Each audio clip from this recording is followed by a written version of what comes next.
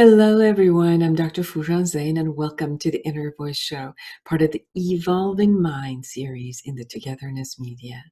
This is a show about what matters most in our life, our minds, our thoughts, feelings, actions, relationships, and our fulfillment in this beautiful journey of life. In this show, I'll bring you Dr. Michael Yapko, a clinical psychologist and a marriage and family therapist.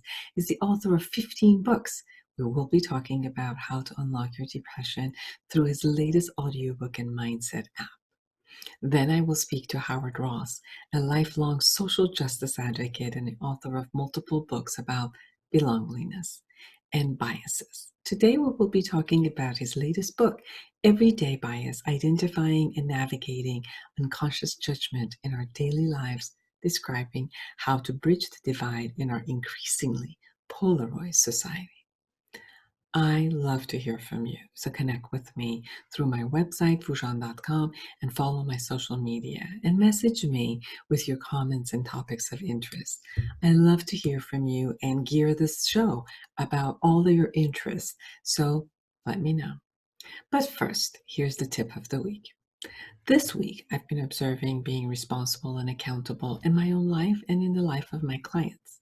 So we might be used to seeing people, their actions, behaviors, their words, and expressions, and make our own judgments or conclusions about them. We also react to their behaviors and then hold them responsible for the way we react. It appears that since someone or some event out there has triggered or ignited a particular perception for us and multiple feelings inside of us, then we hold them, the outside event, or different people out there, responsible for triggering us, right? So, for example, if somebody yells or shows a finger or talks nasty to us, we get very, very angry. We get offended, and then we say something or react in an angry way. And, if we get into a consequence, like, I couldn't control myself, it's their fault because they did this and triggered me.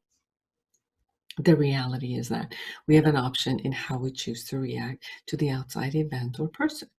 Since many of our thought patterns, emotional expressions, and behavioral reactions have come automatic, it may appear to us that we have no control over our perception, feelings, or reactions, but not true. Not true at all.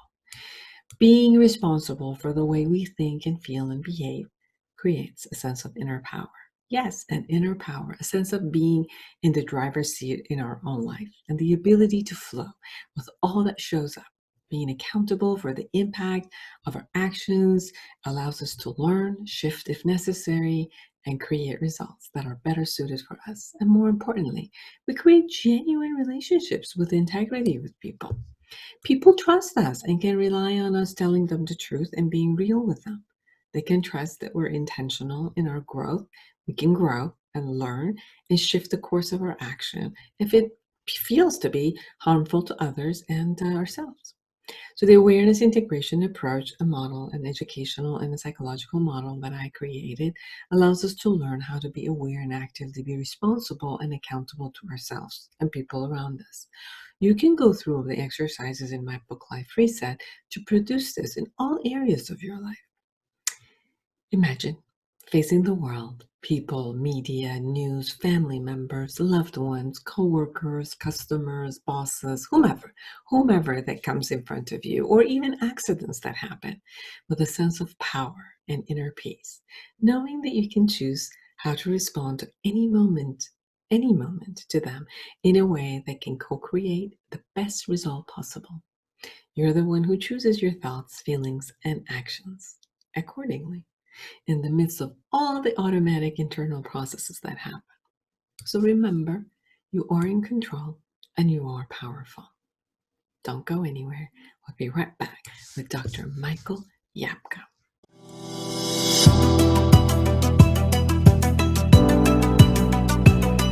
Welcome back, everyone. I'm Dr. Foojan Zeine, and I am so excited to be with my teacher, my role model. I've learned so much from this man, Dr. Michael Yapko. He's a clinical psychologist, a marriage and family therapist. He's internationally recognized for his work in developing strategic outcome-focused psychotherapies advanced clinical applications of hypnosis, and active short-term non-pharmacological treatments of depression. Today, we'll be talking about his latest audiobook, Breaking the Patterns of Depression, and the latest app, Mindset. Welcome to the show. Thank you, Foojan. Always a pleasure to be with you. So I know this book ins and out, and I love it, and I'm so glad that it's out now because of the pandemic. The rate of depression and anxiety has skyrocketed. We see this a lot. We hear about it. I see it in my own practice, and it's the best time for it to be out. So can you talk and share a little bit about the book? Sure. Well, your point about the pandemic having a profound effect on people's mental health is absolutely accurate. The best data that we have suggests that the rates of depression have tripled over the course of the last 6 months of people reporting depression symptoms. And my book, Breaking the Patterns of Depression, now the audiobook, has been a very popular self-help book for many years now. And I think the primary reason for that is because it's so practical. There isn't much psychobabble in there, psychological jargon in there. It's really all about what are realistic perspectives about what it takes to overcome depression. There's a lot that we have learned over the years. Depression's gone from being somewhat of a mystery to something that we understand really well. And one of the things that we really understand well is that if anyone's going to recover, it's going to be because they were very actively involved in participating in the treatment process. So the fact that we want people to be active in learning new skills, developing new perspectives, is a foundation. And what makes Breaking the Patterns of Depression so practical is that there are well over 100 different activities, things for people to do. And very specifically, that when we're trying to teach a specific skill, providing a structured exercise for how to do that. So what a reader can expect is that I will first talk about, here's what the skill is, here's why it's such an important skill to have, and now here's a way of developing that skill. So we have a number of exercises that are called Learn by Doing, and others that are called Pause and Reflect, giving people things to think about to help them develop some new perspectives and new ways of thinking about themselves and their life experience. And then the Learn by Doings of actually going out there and trying out new behaviors, testing out new perspectives, checking out whether what you think is really true or not, and all the kinds of things that invite people to start to redefine themselves and get their lives on track, even more importantly so during a time like this where life is chaotic and where there is so much that's uncertain about all of our futures. One of the most important thing that I had learned from you, and it took my clinical practice effectiveness, efficiency into a whole different level, was the way that you teach in how to distinguish between specific thoughts and intentionalities and how we think. I think that most of us just think and not necessarily reflect on how are we thinking. And you are pretty much the only person that I've seen that really gets in tune about how did you come up with that kind of thought process? How come you chose that type of a thought process? So it's not only the thinking, but you go behind the thinking and looking at it. And one of the aspects about also the depression is the way we think that also creates many of these types of emotions and states afterward. Can you talk a little bit about this type of a distinction methodology? Well, because I am a writer and a researcher, I stay very current with a variety of different fields of science that are relevant to depression, things that a lot of psychologists don't really pay much attention to. So there's a field called cognitive neuroscience and a related field called affective neuroscience that has a great deal of insight into the relationship between how we think about things and what the mood consequences are and what the behavioral consequences are. And if there is such a thing as a typical depressed person, they have what is called a global cognitive style. In plain language, they tend to think in overgeneral terms. So when a bad thing happens, they don't just say a bad thing happens, they say life is so unfair. Why is this always happening to me? And they take these episodes in life and they make them much, much bigger, which of course has a much bigger mood impact. But what you're referring to that's related to that is what are called discriminations. And when you're a global thinker, when you're an overgeneral thinker, you're not going to make discriminations very well. So it's how people end up making mistakes that hurt them. So for example, if you can't tell the difference between something that affects you personally versus something that is actually personal, then you'll be taking things personally all the time that really aren't personal.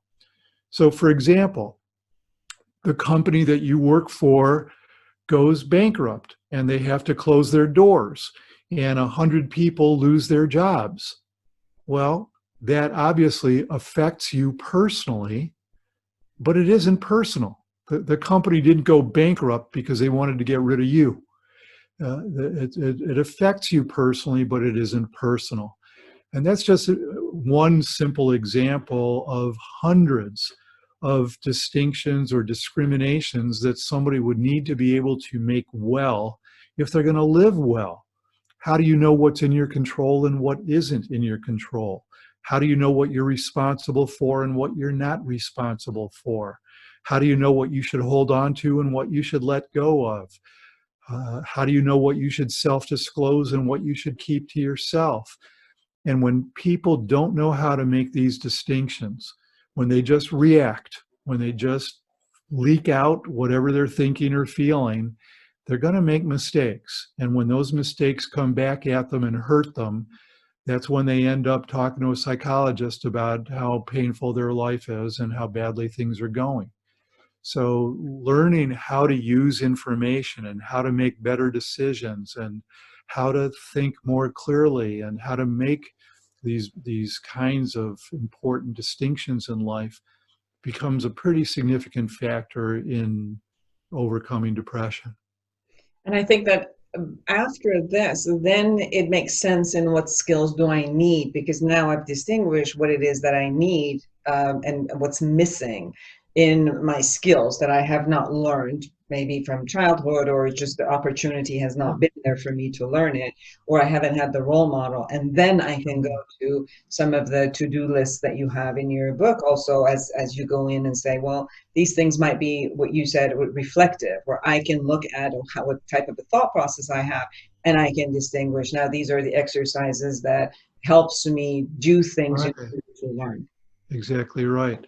The socialization part of it, the way that you grow up, if you grow up with everybody around you encouraging you to be brilliant academically and all that matters are your grades and work, you're going to be the person that has a hard time relaxing and knowing how to play. Or likewise, if your family raises you where it's all about your athletic performance, sports, win the big game, then you're never going to learn how to be a good loser. And you're never going to learn that there are other things in life besides sports that matter. And that's the point, is we grow up with our focus over here. And it means then that we really don't learn how to do the things very well over here.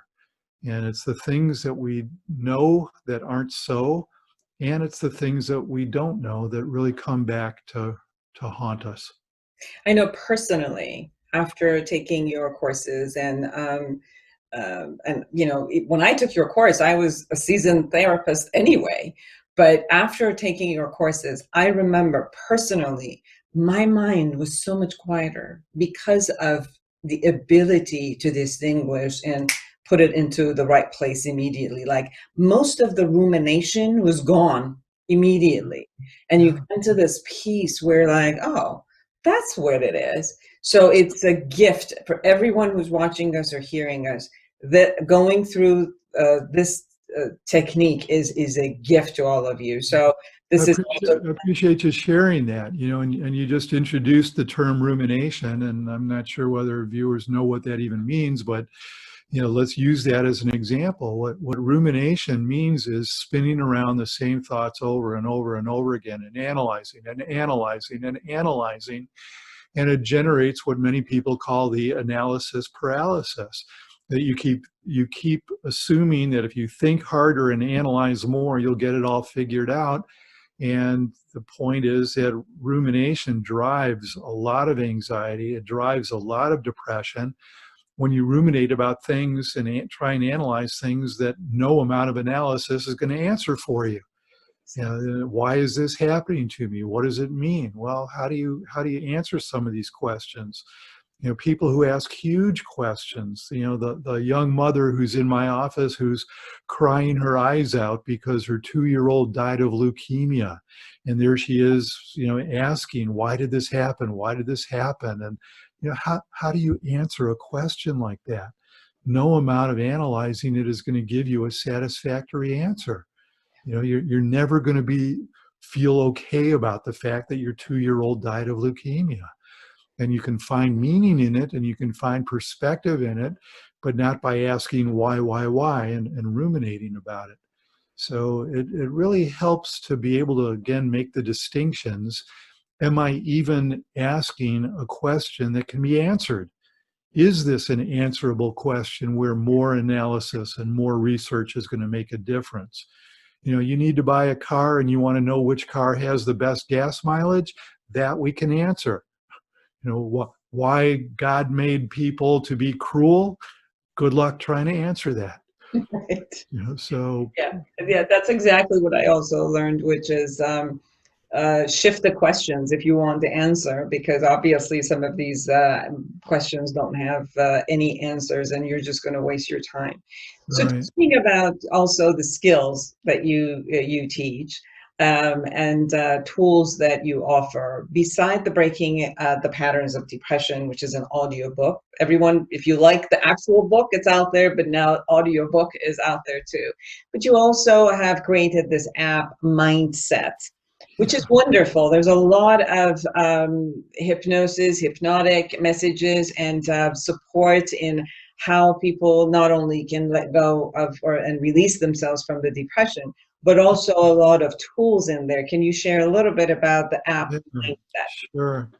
Well, I was contacted by these 2 Australian technology experts who were setting up an app called Mindset. People can go to mindsethealth.com to see it.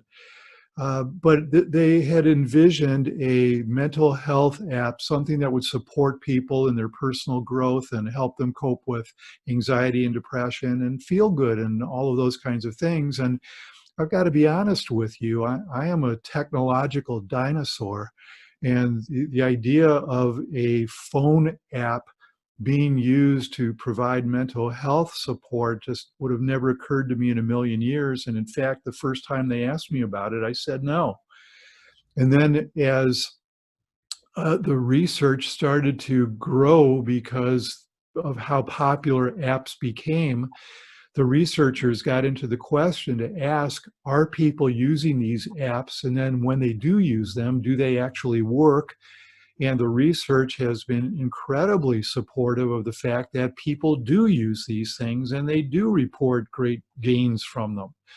And so the folks at Mindset started establishing their programs and keeping pretty serious data about how often people were using these programs, which programs they were using, how many times they would listen to particular sessions, what gains that they would report making. And I was really shocked in the best of ways that people were listening to these things and reporting great benefits from them. these are dozens and dozens of hypnosis sessions that each target different kinds of patterns in people.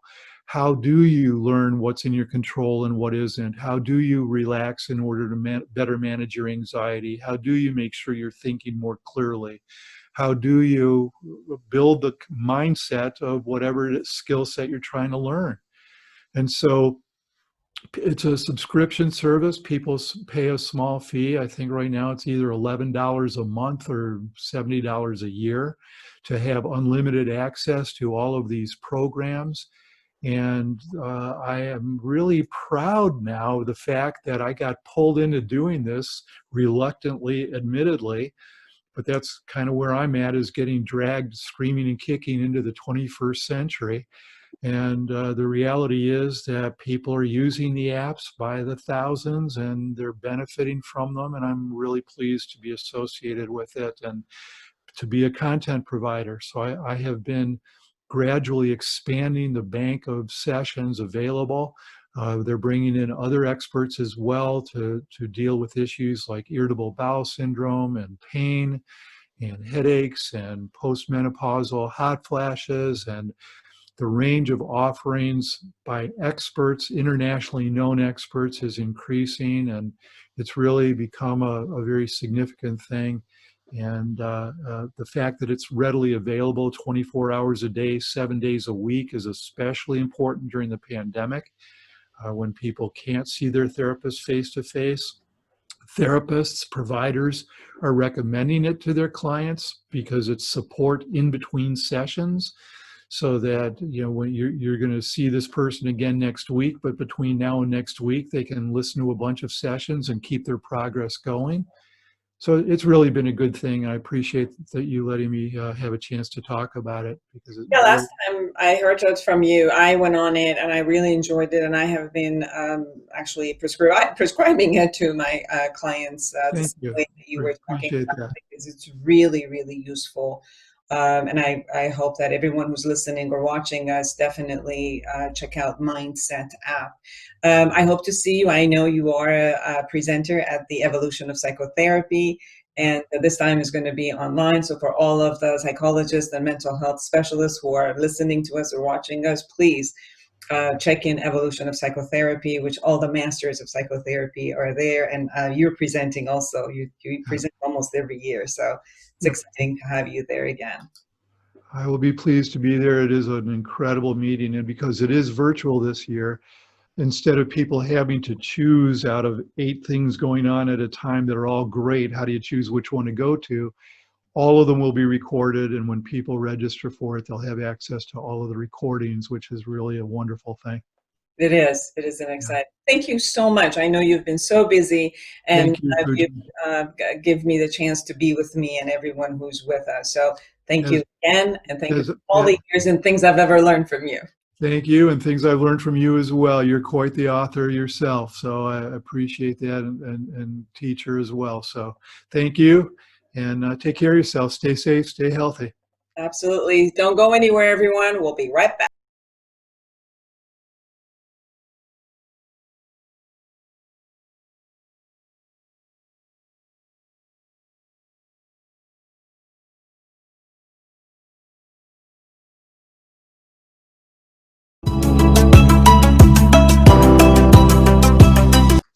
Hello, I'm Dr. Foojan Zeine, and I'm a psychotherapist and a life coach.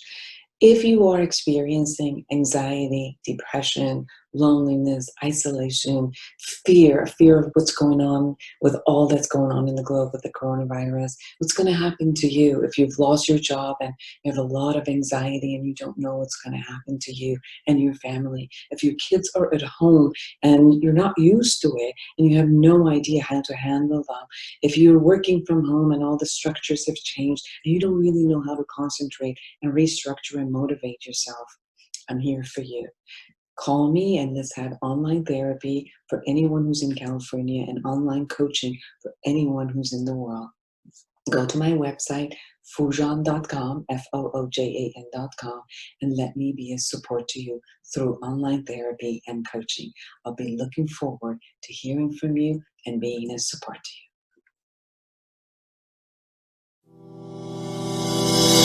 you.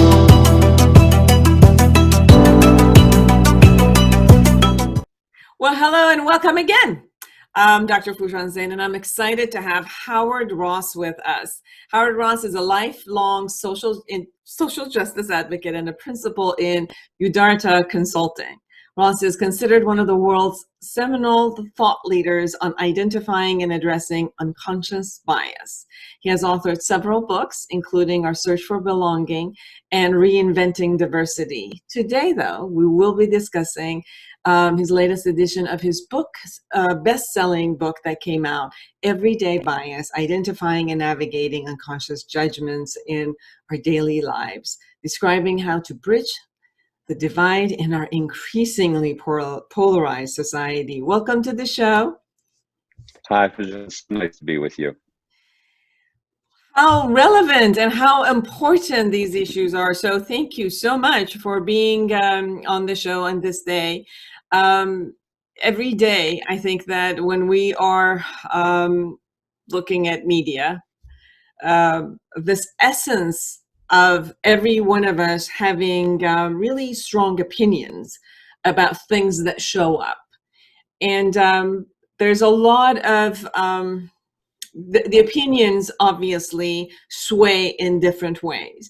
And also, as a therapist for about 30 years, I've been blessed, Howard, in having people from all walks of life, all different cultures, all different races, and seeing all the difference that is among us. And yet the way that we are with each other, there's this keen level that we are, our opinions are sort of slanted to a particular way. And it shows up from our culture in such a profound way that it's almost like innate part of us. And even when I've had to talk to clients and say, do you hear yourself saying this? It is so unconscious that they're like, no, that's not what I'm saying. And then as you open it up for people, they can see it and how biased we think. And then there's still maybe a sense of denial. And I know the first thing you started in your book was conversing about conscious versus unconscious biases. Can you share a bit with us? Sure, of course. And just, before I jump into that, I couldn't agree more with what you're saying about where we are in our culture right now. I think that we tend to think that we're rational as human beings, but we're actually more rationalizing than we are rational. And, in a normal sense, you would think that what rational people would do would be to gather information and form our point of view based on the information we gather, scientific method, right? So we do that. But we know and we can see right now in our culture that what people do instead is they have a point of view and then gather the information that serves that point of view and ignore that which doesn't. So the reason we named the book Everyday Bias was because it's hard to define where the line occurs between conscious and unconscious. We know that certain things are extremely conscious. People are very, very aware that they have biases against a certain kind of a person, or it doesn't even have to be just a person. It could be anything in life, as you know. And then we know that there are times when people are deeply unconscious and have no idea that they're harboring resentments, and this can occur in personal relationships as well as group dynamics.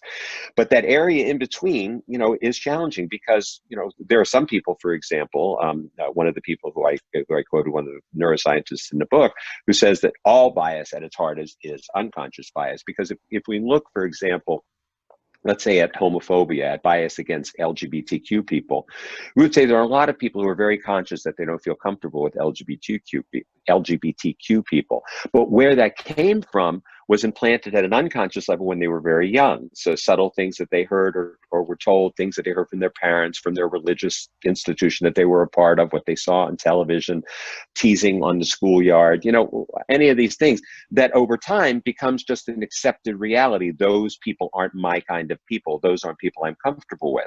But all the things that led to that could be very unconscious. I try to avoid, the reason we named it Everyday Bias is because, I'm not going to, count the angels on the head of a pin and figure out, is this completely conscious or unconscious? But we do need to know that it's operating in us all the time.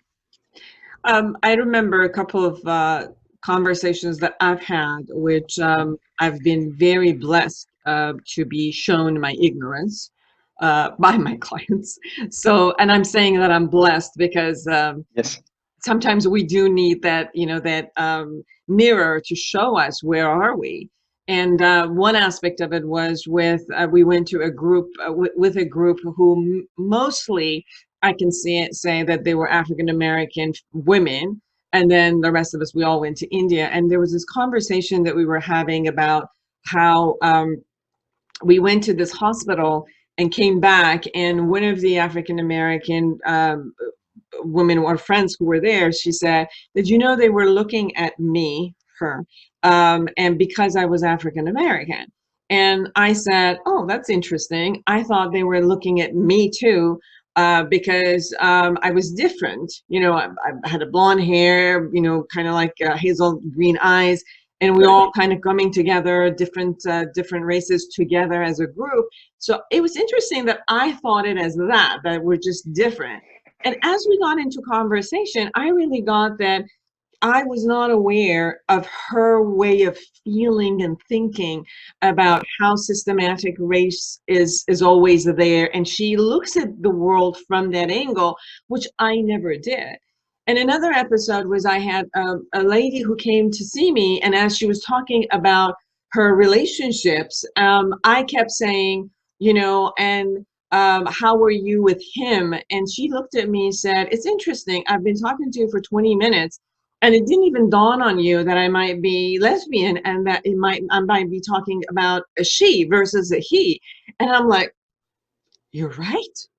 It just wasn't even part of the natural, because usually when I have clients who are gay or lesbians, they come in with that information. You know, they come in and say that I am gay or lesbian. So I come in, but since you didn't say it, I was under, just came in with the assumption.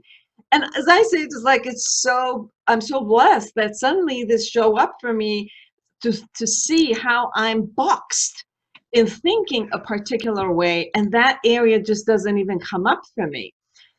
You talk Well, about you know, just to ask you this and then please, give of you the course, of ball. course. You also Yeah. talk about constructive bias versus destructive bias. Can you also share about that?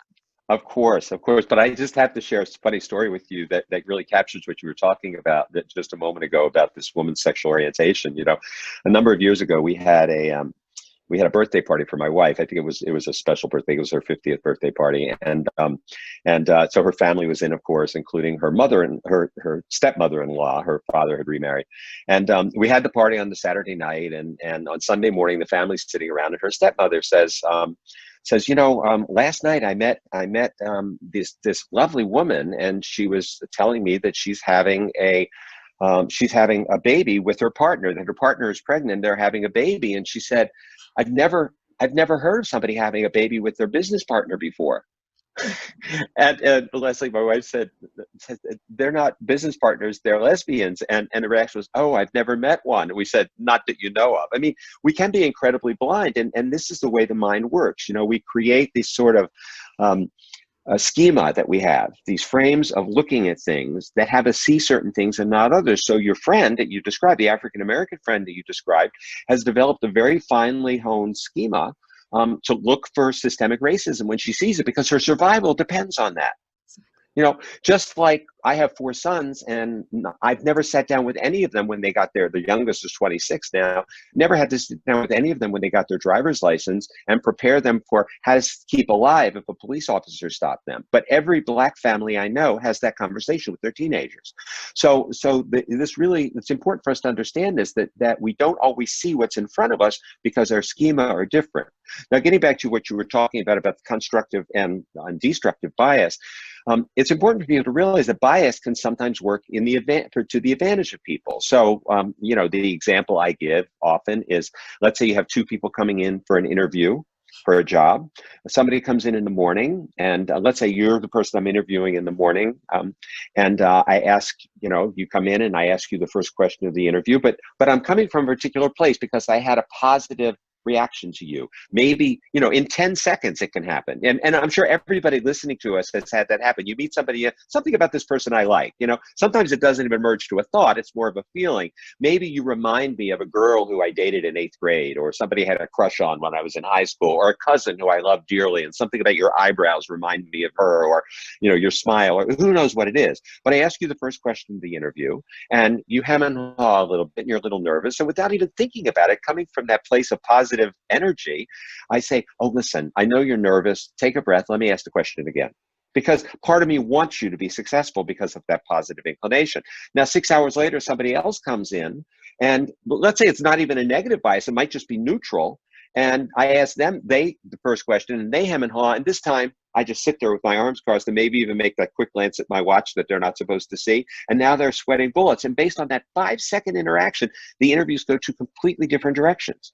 And so in that case, it was the positive bias that actually created the sense of unfairness, because it may be that the second person had every bit as much competence, capability, resume, and everything else. It just, they didn't trigger that, oh, there's something about you that I like in the instant.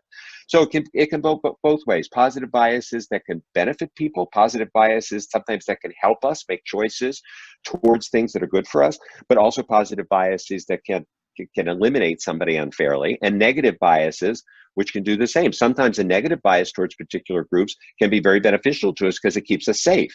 We spot something in a distance that's dangerous and we act quickly, but often, as we know, negative biases can lead to tragedy. You also share this concept, which I really liked. You said this tendency to determine quickly it's us and them is a foundational to our survival, but knowing whether they are one of us, it keeps us safe. And then you kind of like share about, or this question comes up, but who is us? You know, how do we define the us? Where is that kind of a experience of belongingness that comes into calling us versus them? And we can constantly see that even within the same group. Sometimes there's this kind of shift between, even it could be, you know, all white people, but then they have a shift right now because of a different kind of a political stance. Then it becomes us versus them. Can you share about that? Sure, of course. Yeah, I think that and this is a really important thing for us to understand in the context of our current political system, because I think that's what we're really seeing play out a lot in the current political system, and this need to belong, which is really what my book, Our Search for Belonging, is all about, if people are interested, because we go into that with great depth. Is that what we know is that from an evolutionary standpoint, our survival has been based on quickly being able to identify, you know, who's the safe group and who's the not safe group. You know, who's the group that I belong to and who's the group that I may be counter to. So you can imagine people living in caves and jungles, for example, and looking and seeing a group of people around a water hole in a tribal society. You had to be very clear it was us before you go into that water hole, because if you didn't, you died likely. So, or you got captured or something. So as a result of that, we've learned very quickly to make this us versus them association. And as you said, it's at multiple levels. So between you and me, it's me or you. Then we raise it up and maybe it's we or they, and then it becomes us and them at a broader level, you know. But if we look right now politically, we can see how it plays out. As an example, it used to be in our culture that Democrat and Republican were not tribal in the sense that they are now. It might be that if you are a Democrat and I was a Republican, that we might agree on civil rights, but disagree on foreign policy, but agree on economic policy, but disagree on gun rights, for example. And we would, on a position by position basis, we would team up. But we saw that, of course, in our legislature. We saw the way, you know, coalitions would get formed. Famously, people like, you know, John McCain and Joe Biden, who worked together on numerous kinds of things coming from different sides of the aisle, as an example of that. But now what's happened is those political identifications have shifted, and it's now become a them versus us. It's now, you know, I like to say we've gone from a bell curve where most people are in the middle and people are on the extreme to a dumbbell curve where everybody's on the ends and nobody's in the middle. And so you're now not just somebody who disagrees with me in policy, you're one of them. And if you're one of them, how can I even associate with you? How can my neighbor across the street who has a different political affiliation than I do, we've maintained our friendship. But in a lot of cases, people are separating from family members, even because this divide, because it's now become tribal, and the cost of belonging to my group becomes diminishing the other group. So for example, for Our Search for Belonging, I went out and interviewed over 100 people who voted for President Trump because I really wanted to understand. And I met a lot of really nice people, really good, decent people. Obviously, we disagree about some core issues, and it was surprising to me and somewhat disappointing how many people on my side of the political aisle said to me, how can you waste your time with that? You know, talking to these people, and I've heard the same thing from people on the other side, on the more conservative side, about their efforts to talk to liberals and progressives. So what happens when we become in these tribes? It's not only threatening personally, but it's also threatening to others around us if we're consorting with the enemy, so to speak.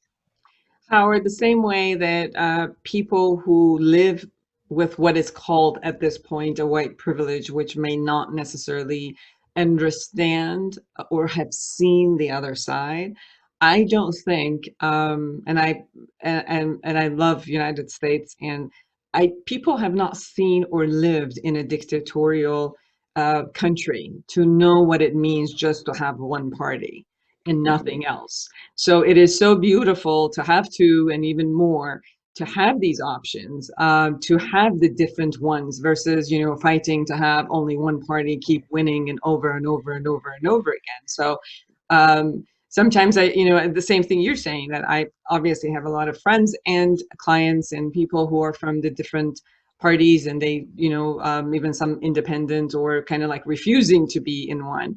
And the same conversation, I was talking to some of the political group, and the first thing, after they say, because they want to be elected, and I say, well, which party you belong? And they would say it like with a question mark, like, is this the right answer? Right, exactly.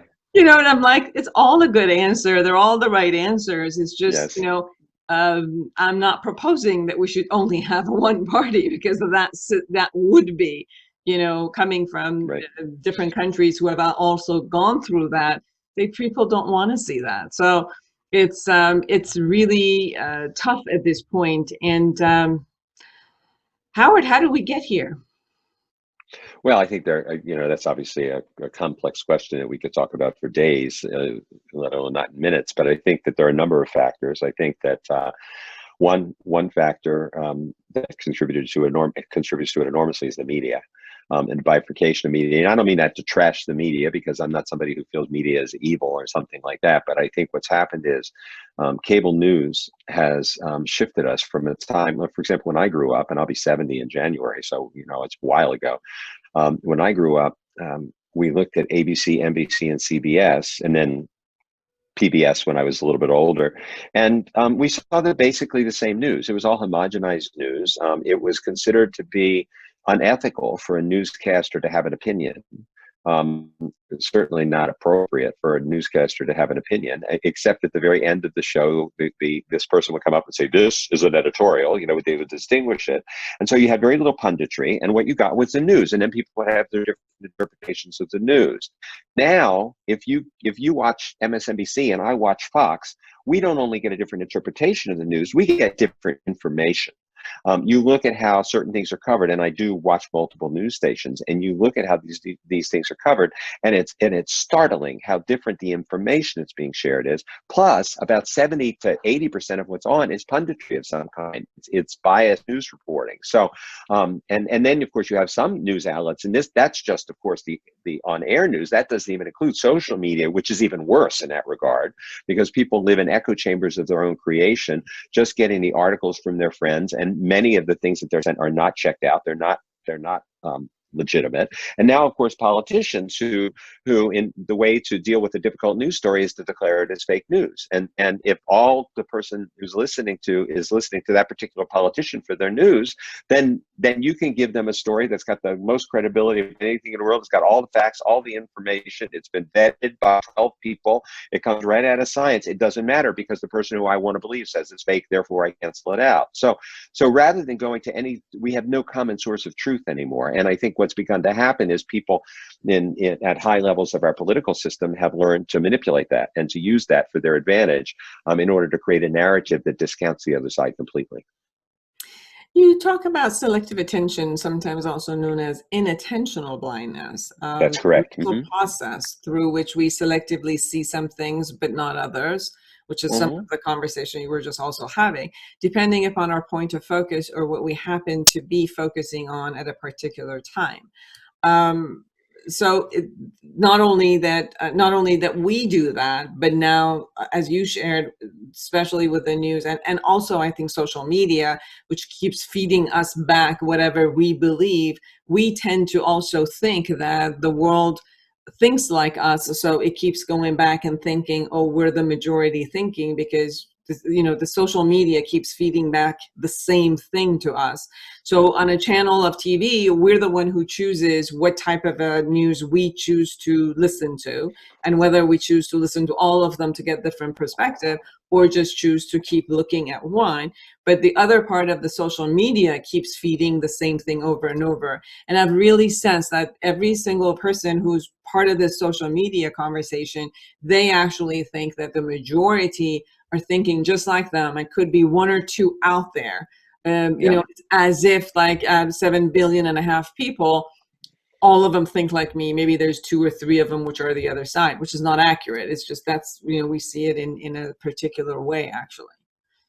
But it's also even accentuated by the fact that we're living in more politically segregated enclaves than ever before. The Cook Political Report has done a study since 1992. They call it the Whole Foods Cracker Barrel divide. And what they identified was that people who live around Whole Foods markets tend to be more liberal, because that's the communities that Whole Foods tends to be in. And then people who go to Cracker Barrel restaurants tend to be more conservative. And when they first started to study this back in 1992, the 1992 election between President Clinton and the first President Bush, what they found was the difference in these communities was about 20%, give or take. In other words, about 20% more Republican votes in the Cracker Barrel communities than in the Whole Foods communities, and vice versa with the Democratic votes. And they followed it every election since. In the last election, that number was over 50% difference. That means that we are living in political areas now, where most people live, where everybody around you likely agrees with you, or most everybody around you likely agrees with you. So that means the people you shop with, the people who you likely attend your religious ceremonies with, the children who go to school with your children, and therefore the parents you meet, the social engagements, all of that stuff is the same as me. And of course, we add in, radio and as we said before, print media and various different kinds of things, and it all gets reinforced particularly dramatically. And the selective attention aspect is a piece of this, because you mentioned it when you talked again about your African American friend who saw something that you didn't see. She was able to spot something in the same scene. We could demonstrate selective attention to our listeners now very, very quickly. I'll ask people for just 5 seconds to look around the room and see how many things they can count that are blue. And just if everybody takes like 5 or 6 seconds and does that. And I'm sure everybody has a number. Now close your eyes. Now, how many red things did you see? Mm-hmm. Now my guess is that 99% of people listening have no idea how many red things they saw, because they weren't looking for the red things. They were selectively looking for the blue things, even though the red things were right in front of their face just as much as the blue things were. And so this is a big part of what we see. And of course, this shows up even at work. Who do we see as talented? Well, the person who we're inclined to see as talented. And so this is impacting us all the time. In your book, you also talk about power and privilege, having 2 domain, most people belonging to at least one group that affords them privilege. But despite our power and privilege in some areas, we could be in the dominant group also. So if everybody really looks at it, I think they can find both sides of what areas they are privileged and what areas they aren't.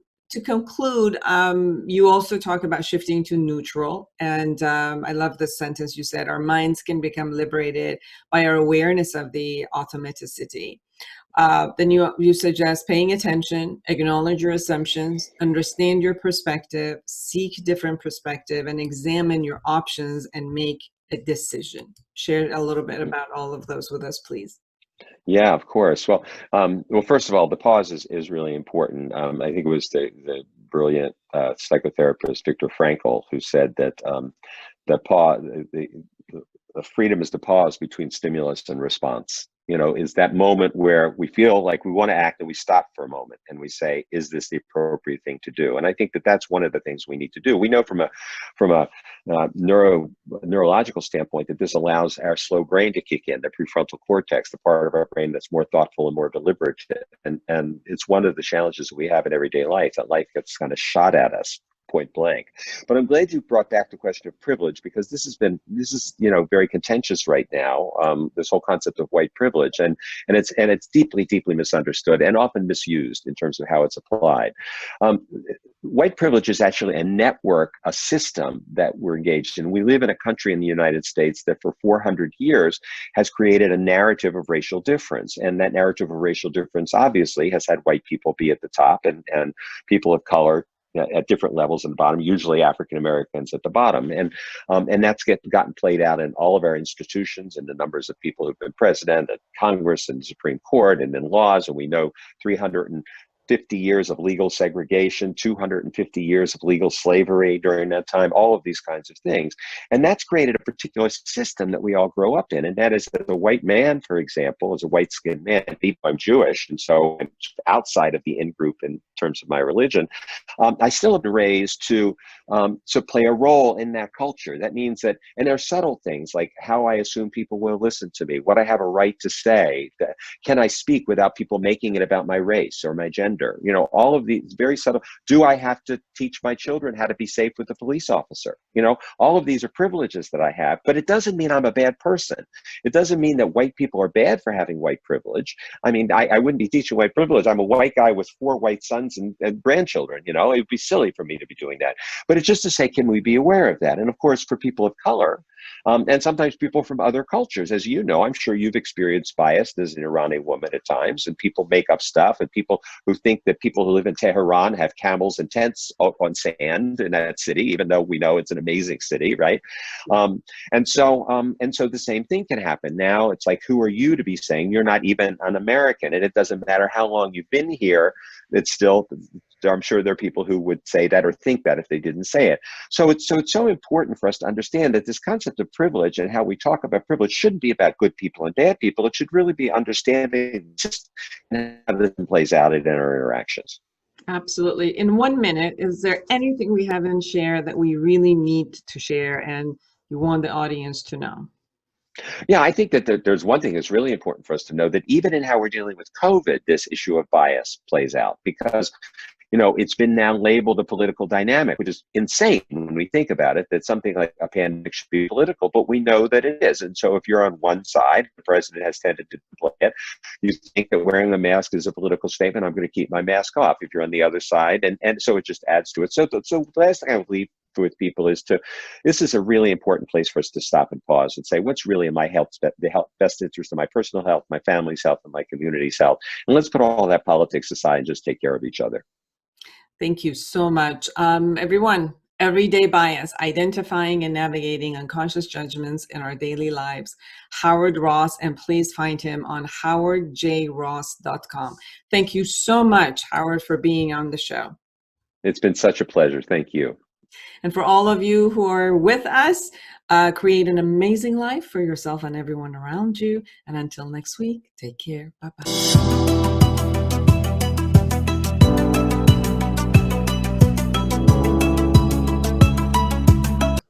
Hello, I'm Dr. Foojan Zeine. Do you feel stuck at home? Do you feel stuck in your life? Well, don't you wish that you could just take your hand across the nightstand and hit the life reset button? Well, I've got news for you.